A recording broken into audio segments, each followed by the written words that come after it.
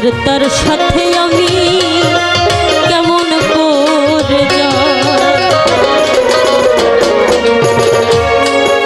আমি শেষে দু একটি কথা বলতে চাই। সাধক তার ভাষায় বলেছেন, দয়াল গো, আগেই তোমায় রাখি বলে তুমি নিয়ে যেও, সময় হলে যার তার সাথে আমি কেমন করে যাই। একটা ভক্তর কি চাওয়ার থাকে, আর গুরুরই কি চাওয়ার থাকে ভক্তের কাছে। কতটা আকুতি থাকলে সাধক এইভাবে প্রকাশ করেছেন যে, হে দয়াল, আমার শেষ নিদানের সময়, আমার শেষ যাত্রা, শেষ নিঃশ্বাস ত্যাগের সময় আমি আজরাইলের রূপ বা স্বয়ং আল্লাহ যদি আমার সামনে আসে, আমি ওই রূপ চিনি না। আমি যে রূপে আপনাকে ভজেছি ওই রূপটি নিয়ে আপনি আমার সামনে আমাকে নিয়ে যাবেন। এই জায়গাতে দাঁড়িয়ে আসলে একটি কথা বলতে চাই। আমি একটু আগে দৌড়ে গিয়েছিলাম, আমার মা জননী আছেন এখানে, উনি আমার কাছে একটি কথা প্রকাশ করেছেন। আমার দাদা গুরুজি যিনি ছিলেন হযরত আক্কাল চাঁদ চিশতি, গত 3 বছর শবে মেরাজের দিনে উনি দেহত্যাগ করেছেন। আমার মা জননী এইটুকু বলছিল যে আমি এই বয়সে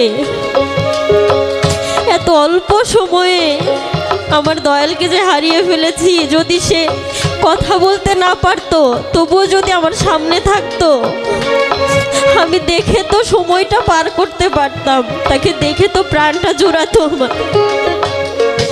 তো আমার মতো যারা অভাগী আছেন, যার দয়াল সামনে আছে, আমি প্রার্থনা রাখি আমার দয়াল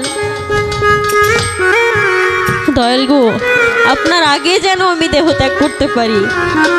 কারণ এই আকুতি যে সে সামনে থাকলে আমি দেখতে পারতাম, এই আকুতিটুকু আমি রাখতে চাই না।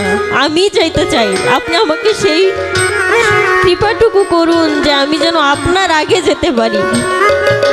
কারণ যখন মনে হয় বা এই মুহূর্তে যখন কথাটি শুনেছি, আমার এইটুকু মনে হচ্ছিল, না জানি এই যন্ত্রণা কতটা ভয়াবহ, জানি না আমি সহ্য করতে পারবো কিনা বা পারতাম কিনা।